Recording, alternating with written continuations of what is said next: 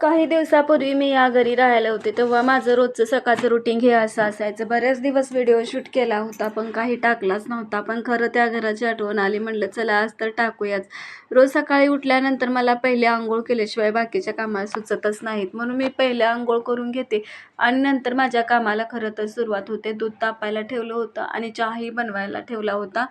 आणि मग म्हटलं चला आता चहा दूध ठेवलाय म्हटलं ओटा तर पहिला धुतलाच पाहिजे. ओटा धुतल्याशिवाय आणि उंबरठा धुतल्याशिवाय बाकीच्या कामाला सुरुवात होत नाही. म्हणून ओटा आणि उंबरठा धुवून घेतला छानपैकी, अंगणातलं पाणी वगैरे झाडून काढलं आणि म्हटलं आता काय सडा झालाय म्हटलं आता रांगोळीला तर आपल्या सुरुवात केलीच पाहिजे. म्हणून मी रांगोळी काढण्यासाठी घेतली होती. आणि खरं तर मला जास्त भारीच्या काय रांगोळ्या जमत नाही, जशा जमेल तशा मी काढते. छोट्या छोट्या असो नाही मोठ्या असो, मोठ्या काही जमत नाही, पण जशी जमेल तशी छोटीशी का होईना आपली रांगोळी काढण्याचा खरं तर माझा अट्टास असतो. आणि मग रांगोळी काढण्यासाठी मस्तपैकी घेतली, रांगोळीही काढली.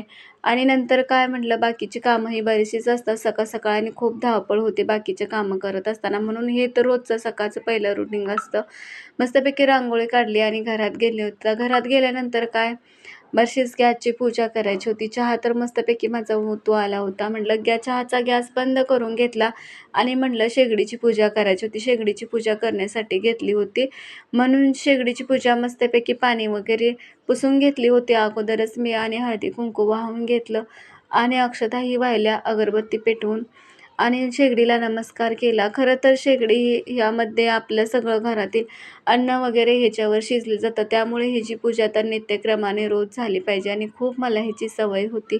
पण अजूनही मी रोज शेगडीची पूजा करते. छानपैकी शेगडीची पूजा करून घेतली आणि नंतर पुढील काम म्हणजे काय, दारातील आता तुळशीला पाणी घालायचं. नंतर रांगोळी काढल्यानंतर का बरं असतं, खरं तर रांगोळी काढलेल्या रांगोळीवर पण तुळशीला पाणीही घालून होतं आणि रांगोळीला हळदी कुंकू पण वाहून होतं. म्हणून मी खरं तर नंतर तुळशीला पाणी घालायला जाते. आधी शेगडीची पूजा करून घेतली छानपैकी. आता नमस्कारही केला आणि घरात असं काही गोष्टी असतात, ह्या छोट्या छोट्या गोष्टीमध्ये खूप काही याच्या मागं शास्त्र असतं दडलेलं. आणि भारी वाटतं. पण अशी रोज पूजा केल्यानंतर आपल्या मनाला एक मिळणारं समाधान हे वेगळंच असतं.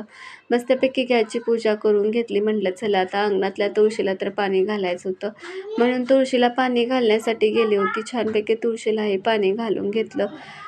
हळदी कुंकू अगरबत्ती वगैरे लावून घेतले, अक्षता वगैरे वाहून पाया नमस्कारही केला आणि म्हटलं चला आता काय नमस्कार हे सगळं झाल्यानंतर आता दारात काढलेल्या रांगोळीला हळदी कुंकू व्हायचं होतं.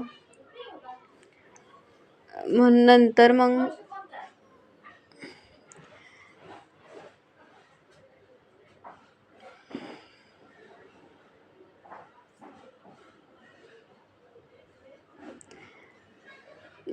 काय दारात काढलेल्या रांगोळीवरही हळदी कुंकू छानपैकी टाकून घेतलं आणि उंबरठा ही घराची सीमारेषा असते. बऱ्याचशाच गोष्टी काय उंबरठा पूजनाला खूप महत्त्व आहे बरं का आपल्या भारतीय संस्कृतीमध्ये. आणि हळदी कुंकू वाहून घेतलं रांगोळीवर आणि उंबरठ्याचीही पूजा करून घेतली आणि उंबरठ्यालाही मस्तपैकी नमस्कार करून घेतला. आणि ह्या गोष्टीची मला एवढी सवय झाली ना, ह्या गोष्टी काही नसल्याना मला काहीतरी चुकल्यासारखंच वाटतं.